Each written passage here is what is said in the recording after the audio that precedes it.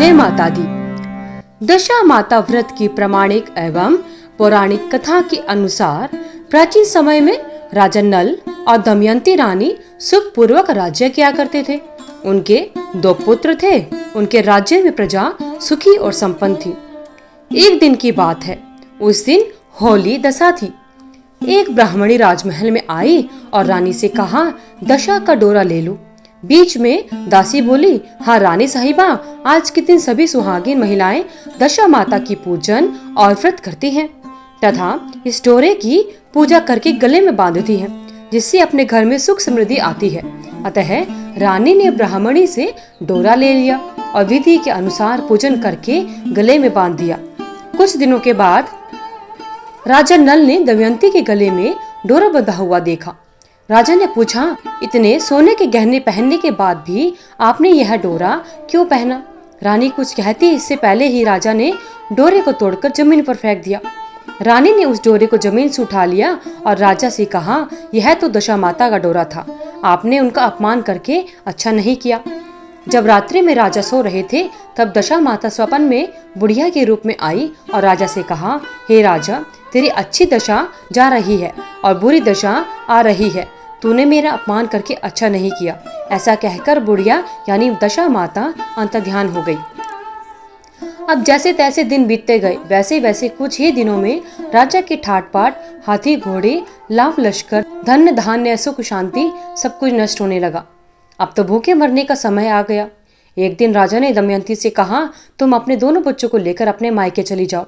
रानी ने कहा, मैं आपको छोड़कर कहीं नहीं जाऊंगी। जिस प्रकार आप रहेंगे उसी प्रकार मैं भी आपके साथ में रहूंगी। तब राजा ने कहा, अपने देश को छोड़कर दूसरे देश में चले, वहां जो भी काम मिल जाएगा वही काम कर लेंगे। इस प्रकार नल दमयंती अपने देश को छोड़कर दूसरे देश में चले गए। चलते चलते रास्ते में भील राजा का महल दिखाई दिया। राजा ने अपने दोनों बच्चों को अमानत के तौर पर छोड़ दिया। आगे चले तो रास्ते में राजा के मित्र का गांव आया। राजा ने रानी से कहा, चलो हमारे मित्र के घर चले। मित्र के घर पहुंचने पर उनका खूब आदर सत्कार किया गया और पकवान बनाकर भोजन कराया गया। मित्र ने अपने शयन कक्ष में सुलाया। उसी कमरे में मोर की आकृति की खूंटी पर मित्र की पत्नी का हीरो जड़ा कीमती हार टंगा हुआ था। मध्य रात्रि में रानी की नींद खुली तो उन्होंने देखा कि वह बेजान खूंटी हार को निगल रही है। यह देखकर रानी ने तुरंत राजा को जगाकर दिखाया और दोनों ने विचार किया कि सुबह होने पर मित्र के पूछने पर क्या जवाब देंगे। अतः यहाँ से इसी समय चले जाना चाहिए। राजा रानी दोनों रात्रि को ही वहां से चल दिए। सुबह होने पर मित्र की पत्नी ने खूंटे पर अपना हार देखा। हार वहां पर नहीं था। तब उसने अपने पति से कहा, तुम्हारे मित्र कैसे हैं जो मेरा हार चुराकर रात्रि में ही भाग गए? मित्र ने अपनी पत्नी को समझाया कि मेरा मित्र कभी भी ऐसा नहीं कर सकता। धीरज रखो, कृपया उसे चोर मत कहो। आगे चलने पर राजा नल की बहन का गांव आया। राजा ने बहन के घर खबर पहुंचाई कि तुम्हारे भाई भौजाई आए हुए हैं। खबर देने वाले से उसकी बहन ने पूछा कि हालचाल कैसे हैं। वह बोले, दोनों अकेले हैं, पैदल ही आए हैं तथा वे दुखी हाल में हैं। इतनी बात सुनकर बहन थाली में कांदा रोटी भरकर भैया भाभी से मिलने के लिए आ गई। राजा ने तो अपने हिस्से का खा लिया, परंतु रानी ने जमीन पर गाड़ दिया। चलते चलते एक नदी मिली। राजा ने नदी में से मछलियां निकालकर रानी से कहा, तुम इन मछलियों को भूंजो, मैं गांव में से परोसा लेकर आता हूँ। गांव का सेठ सभी लोगों को भोजन करा रहा था। राजा गांव में गया और परोसा लेकर वहां से चला तो रास्ते में चील ने झपट्टा मारा तो सारा भोजन नीचे गिर गया। राजा ने सोचा कि रानी विचार करेगी कि आज राजा तो भोजन करके आ गया और मेरे लिए कुछ भी नहीं लाया। उधर रानी मछलियां भूनने लगी तो दुर्भाग्य सभी मछलियां जीवित होकर नदी में चली गई। रानी उदास होकर सोचने लगी कि राजा पूछेंगे और सोचेंगे कि सारी मछलियां खुद खा गई। जब राजा आए तो मन ही मन समझ गए और वहां से आगे चल दिए। चलते चलते रानी के मायके का गांव आ गया। राजा ने कहा, तुम अपने मायके चली जाओ, वहां दासी का कोई भी काम कर लेना। मैं इस गांव में वही नौकर होकर रह जाऊंगा। इस प्रकार रानी महल में दासी का काम करने लगी और राजा तेली के घर काम करने लगा। दोनों को काम करते हुए बहुत दिन बीत गए। जब होली दशा का दिन आया तब सभी रानियों ने सिर धोकर स्नान किया। दासी ने भी स्नान किया। दासी ने रानियों का सिर गूंथा। राजमाता ने कहा, मैं भी तेरा सिर गूंथ दूं। ऐसा कहकर राजमाता जब दासी का सिर गूंथ रही थी तब उन्होंने दासी के सिर में पद्य देखा। यह देखकर राजमाता की आंखें भर आई और उनकी आंखों से आंसू की बूंद गिरी। आंसू जब दासी की पीठ पर गिरी तो दासी ने पूछा, आप क्यों रो रही हैं? राजमाता ने कहा, तेरे जैसी मेरी भी बेटी है जिसके सिर में पद्य था, तेरे सिर में भी पद्य है। यह देखकर मुझे उसकी याद आ गई।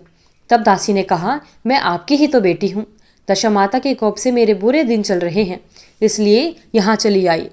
माता ने कहा, बेटी तूने यह बात हमसे क्यों छिपाई? दासी ने कहा, माँ मैं सब कुछ बता देती तो मेरे बुरे दिन नहीं कटते। आज मैं दशा माता का व्रत करूंगी तथा उनसे गलती की क्षमा याचना करूंगी। अब तो राजमाता ने बेटी से पूछा, हमारे जमाई राजा कहाँ हैं? बेटी बोली, वे इसी गांव में किसी तेले के घर काम कर रहे हैं। अब गांव में उनकी खोज कराई गई और उन्हें महल लेकर आया गया। जमाई राजा को स्नान कराया, नए वस्त्र पहनाए और पकवान बनवाकर उन्हें भोजन कराया गया। अब दशा माता के आशीर्वाद से राजा नल और दमयंती के अच्छे दिन लौट आए।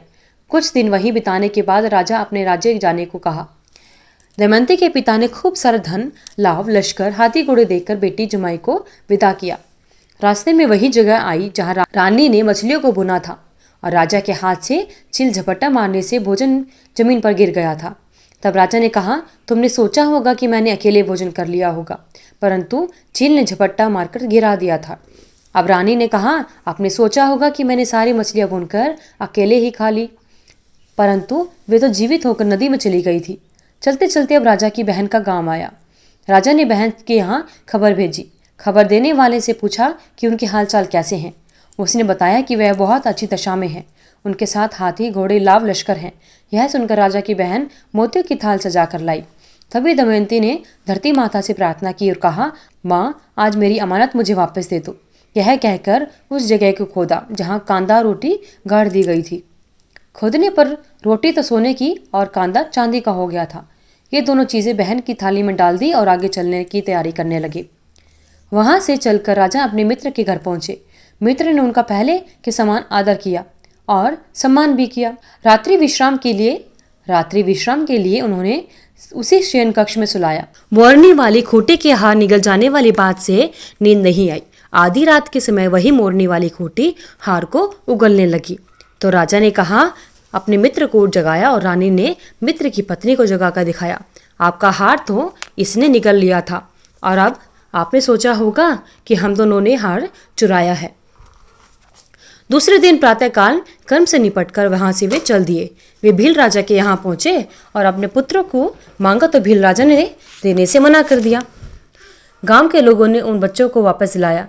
नल दमयंती अपने बच्चों को लेकर अपनी राजधानी के निकट पहुंचे तो नगरवासियों ने लाव लश्कर के साथ उन्हें आता हुआ देखकर बहुत आदर सम्मान किया।